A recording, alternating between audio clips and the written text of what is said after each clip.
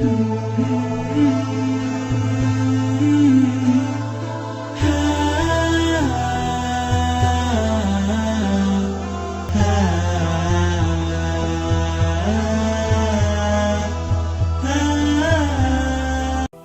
warahmatullahi wabarakatuh. Apakah ketika kita bertobat dengan sungguh-sungguh, benda, tempat, apapun yang pernah kita pakai, kita kunjungi dan bersaksi jika sudah pernah membawa atau digunakan untuk keburukan? Maksudnya, kalau Anda pernah bermaksiat, atau orang lain lah, jangan Anda, kalau seseorang pernah berbuat maksiat di satu tempat atau menggunakan satu benda, apakah kalau bertobat benda itu dan tempat itu akan bersaksi lagi di hari kiamat akan maksiat yang pernah dikerjakan? Terkait dengan benda yang akan bersaksi, ada ayatnya, bahkan tubuh kita juga ada. Di surat Yasin jelas, al-yauma nakhtimu ala afwahihim wa tukallimuna aydihim wa tashhadu arjuluhum bima kanu. Baik. Jadi mulut itu dikunci, yang bicara itu tangan bersaksi. Ya, sekarang di dunia aja tangan udah bisa bersaksi. Awas, sidik jari itu kan tangan. Udah bisa bersaksi. Siapa pelakunya? Yang megang gelas ada sidik jarinya di sini, kan? Hati-hati. Kaki juga demikian, tangan, kaki, semua bicara. Sekarang bicara udah kelihatan, apalagi di akhirat langsung bicara tangannya. Langsung bicara. Ya Allah, saya digunakan si fulan begini. Nanti tempatnya juga mengatakan. Kalau dipijak oleh kaki, kaki bicara. Kalau dipegang tangan, itu benda bicara yang dipegang tangan. Apa ayatnya? Jelas, antum hafal ayatnya. Idza zulzilatil ardu wa akhrajatil ardu wa qala al insanu. Ayat keempat, yauma idzin tuhadditsu akhbara. Maka pada saat itulah semua tempat di bumi yang dipijak, semua keadaan mengabarkan kepada Allah apa yang terjadi dengan itu semua. Tidak akan ada yang tersembunyi. Kalau baik dikatakan baik, sekecil apapun, walaupun lebih kecil dari atom. Ya, wa may ya'mal mithqala dzarratin khairan yarah. Kalau buruk ditampakkan, wa may ya'mal mithqala dzarratin syarran yarah. Keburukannya ditampakkan, semua bendanya bicara. Bicara. Hati-hati. Bicara.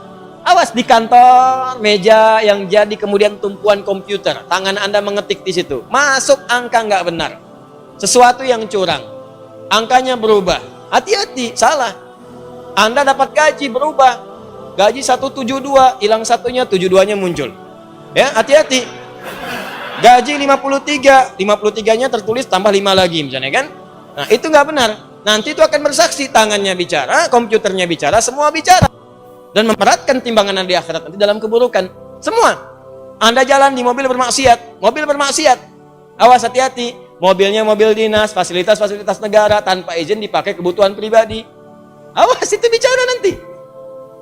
Kemudian Anda tobat, ya Allah saya salah. Ya Allah saya salah. Ya Allah saya salah. Ya Allah saya salah hitung. Ya Allah saya salah tempatkan. Ya Allah salah saya begini. Ya Allah saya salah begitu. Ya Allah saya begini. Salah, tobat.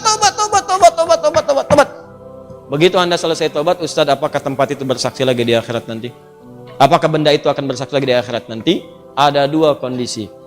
Kondisi pertama, tobatnya bila diterima oleh Allah, gugur semua kesalahannya. Tapi Anda akan berhadapan dengan Allah sendirian. Ditutup semua. Anda berhadapan dengan Allah sendirian. Nah, saat ditutup inilah teman-teman sekalian, disampaikanlah semua benda-benda bersaksi kepada Anda. Ditampakkan. Kamu pernah bermaksiat di sini. Pernah bermaksiat di sini. Bendanya bicara semua. Tapi ditutup dari orang lain. Hanya Anda dengan Allah saja. Ditampakkan oleh Allah, setelah itu disampaikan kepada Anda. Semua ini aku hapus dan aku ampuni semua dosa-dosamu. Ditempatkan Anda ke surga. Itulah sayangnya Allah kepada Anda. Hanya ditampilkan kepada Anda untuk menunjukkan bahwa rahmat Allah begitu luas dan tidak ada yang sia-sia dari taubat. Makanya taubat. Jadi ketika ditampakkan pun hanya Anda yang tahu di hadapan Allah Subhanahu wa taala. Untuk menunjukkan betapa luasnya rahmat Allah, betapa luas rahmat Allah. Itulah faedahnya taubat. Sebab kalau nggak begitu, kadang-kadang nggak kerasa. Sama Anda berbuat salah, ada CCTV nih, bos Anda melihat. Tanpa sepengetahuan karyawan Anda dipanggil Anda ke ruangan bos Anda. Dikatakan, kamu berbuat salah ya. Ya, saya mohon maaf bos, saya salah gini-gini. Betul. Ini CCTV-nya, ini kan perbuatan kamu kemarin. Ya, saya sudah lihat kamu menangis kemarin. Saya sudah lihat kamu mengakui ke istri kamu kemarin. Istri kamu bicara dengan saya. Sudah, saya maafkan. Jangan diulang lagi. Ini antara saya dengan kamu. Ini saya hapus semuanya ya. Sudah, nggak ada orang yang bisa akses lagi.